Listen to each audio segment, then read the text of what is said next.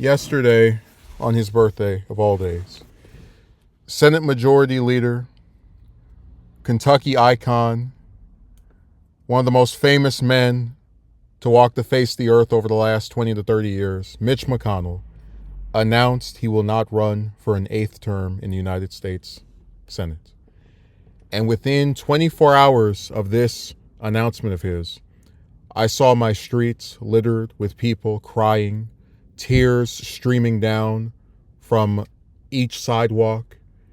And I went around, I asked people, what are these tears for? And they said, how could we let go of the man who destroyed the Senate? How could we let go of the man who allowed an entire year to pass without Obama being able to appoint his final Supreme Court justice? And then use the rationale of, it's a presidential election year to justify that, but then later turned a blind eye when Trump wanted to do the same thing with Amy Coney Barrett. How could we be against the person who instituted gridlock in a way that has almost never before been seen in the United States Senate, where even the most conservative and right-leaning reforms proposed by members of the opposition party, the Democrats, are opposed by Republicans? I mean, how could we go on without him? On social media, people are in shambles. They're wondering, how will they go on with a United States Senate that lacks McConnell? After all, he's been there for over 40 years. He is as much of an institution to the United States Senate as the building itself. He is the longest serving party leader in American history. How can we progress without his forward thinking ways? So now we have the jokes out of the way, and I wasn't joking about the different references to his actual tenure. This announcement surprised pretty much nobody.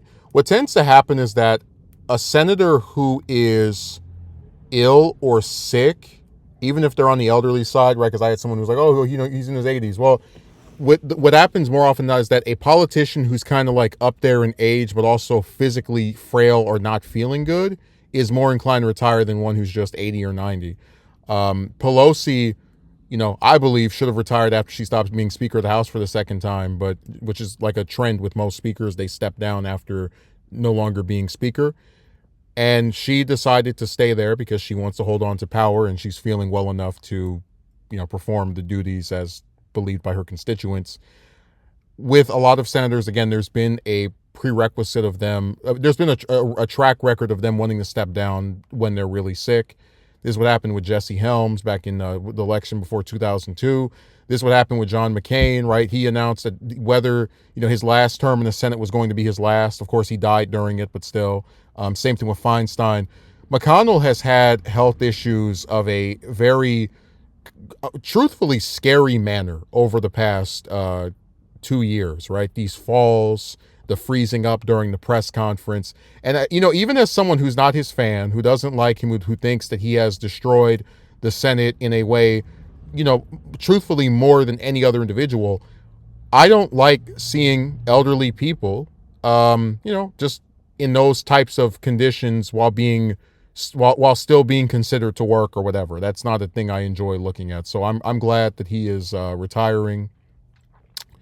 I will say I'm in the middle of doing the Johnson documentary, right? And I went through the whole tenure of him as a Senate Majority Leader. And I saw a few, political commentators who said that McConnell has been the most effective Majority Leader since LBJ. And I would say that is true. And he would definitely be someone I'm interested in just making videos about, because he has had a very interesting career in terms of his, right-wing pivot over the last 20 plus years to being one of the more conservative members of his party, and just having this stranglehold on the party leadership. He is interesting. That is the one nice thing I will say about him. Now, him stepping down from the Senate seat is really not going to be that big of a deal in terms of changing the makeup of the Senate. It's going to be easier for Democrats to win it, but I don't think they will. We saw that in the last presidential election, there was a right-wing pivot across all 50 states. And I just don't think they're going to produce someone who can muster up enough energy to override that in a state like Kentucky, unfortunately. So his loss is something that we expected. I feel like the second he stepped down as majority leader, it was obvious, like, yeah, this is we're nearing the end of his career. But he has been one of the most important politicians of the last few decades. That's not something I'm going to argue against. And I do think that as bad as he was, we're not going to get anything better with, Thune or whoever might come after that. So it's just one of those things where I mostly would say I expected it. McConnell has cemented a place in history, and it's unfortunate that he wasn't gotten rid of electorally, right? I would have loved to have seen the Democrats defeat him in 2014, when it looked like they would. I think there was a good chance to beat him in 2020 because that was around the time that a lot of people were getting sick of Republicans, and of course there were electoral defeat that year in the presidential election. So it's unfortunate that we never were able to oust him in the way that would have been the ultimate rejection of his time as the party leader. But at least age took him away, and from this leadership position, and hopefully we can get rid of the rest of the Republicans by voting them out this time around.